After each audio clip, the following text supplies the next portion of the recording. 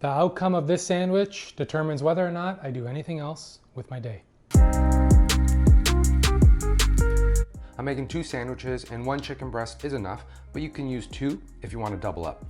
Slice your chicken breast in half like so, and then place some plastic wrap down and place the sliced breasts down on top. And then we're gonna place some more plastic wrap over top, and with a meat mallet or even a frying pan, we're gonna pound the chicken until it's even in thickness. So the last chicken cutlet sandwich recipe that I did, which I'll leave a link in the description below, I showed you how to do a wet brine. This time I'm gonna show you how to do a dry brine. You can skip this step if you like, but some benefits of a dry brine is it just seasons the chicken all the way through, removes excess moisture, tenderizes the chicken, and even if you're grilling it, it just helps promote some browning. Place your chicken breast on a sheet pan lined with a wire rack. This will just help with air circulation. And we're gonna season both sides of the chicken breast with salt and place in the fridge for about an hour. If you're gonna brine overnight, I would cover with plastic wrap. Now let's make BOMBA mayo. Haven't done this in a while, but if you follow me, you know this stuff very well. And I'll post a recipe link where I explain all about BOMBA sauce, the real stuff, below in the description.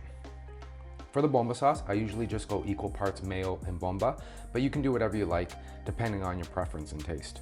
Now it's time for the dredge and bread station. Place 75 grams of all-purpose flour on a plate, 20 grams of smoked paprika, and season with salt and freshly cracked pepper, and then mix to combine. Next, crack 1 or 2 eggs in a bowl. You may get away with 1 egg here, but I'm adding 2 just in case, and whisk it all up. In the last plate, add 75 grams of regular breadcrumbs and 35 grams of panko, just for some extra crunch. And then we're gonna add 12 grams of finely chopped fresh parsley, 8 grams of dried oregano, chili flakes to taste for some heat, and season with salt and freshly cracked pepper. And then we're gonna add 35 grams of finely grated Parmigiano-Reggiano. I added some of the cheese to the eggs and mixed that up, and then the rest into the breadcrumbs and mix to combine. Now grab the chicken breast from the fridge, if you did a dry brine, and add to the flour to coat well. Shake off any extra flour, and then we're gonna add to the egg mixture. Coat well and let any excess drip off. And then we're gonna place into the breadcrumbs and cover in the breadcrumbs, pressing down to make sure it's all covered, and then place on a plate, and then repeat the process with the rest of the chicken.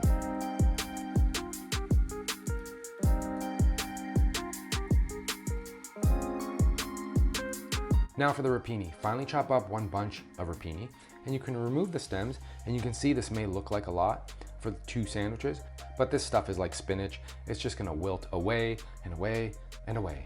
Finally slice 2 cloves of garlic, and then in a large pan on medium heat, we're gonna add 2 tablespoons of extra virgin olive oil, the garlic, and saute until the garlic has lightly browned and is fragrant. Then we're gonna add the rapini, season with salt, freshly cracked pepper, and some chili flakes for some heat. Saute the rapini until it has softened a bit, but still has a bit of bite to it. You can add a splash of water and cover with a lid to help speed things up. Once done, I'm just gonna remove to a bowl. Adding a squeeze of lemon juice is optional, but a nice little touch.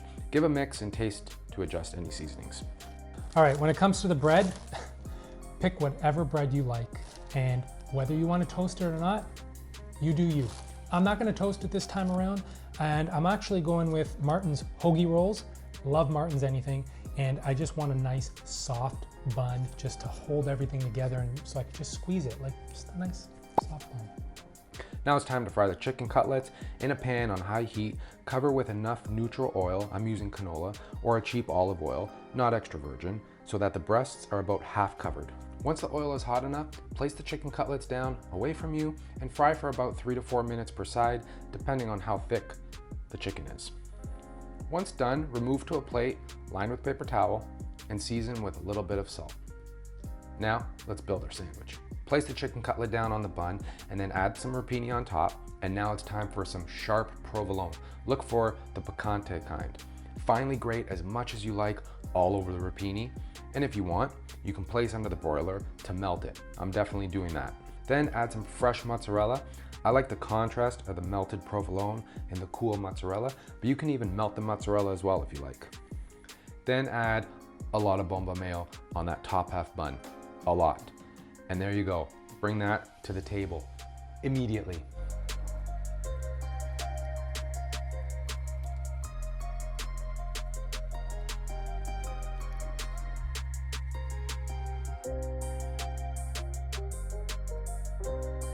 Well, don't know what to tell you, but this is one hell of a sandwich, and I'm glad I made it. And I hope you do too. So I hope you give this recipe a go. And as always, the full recipe is in the description below. Please like and comment. Don't forget to hit that subscribe button. And until next time, ciao.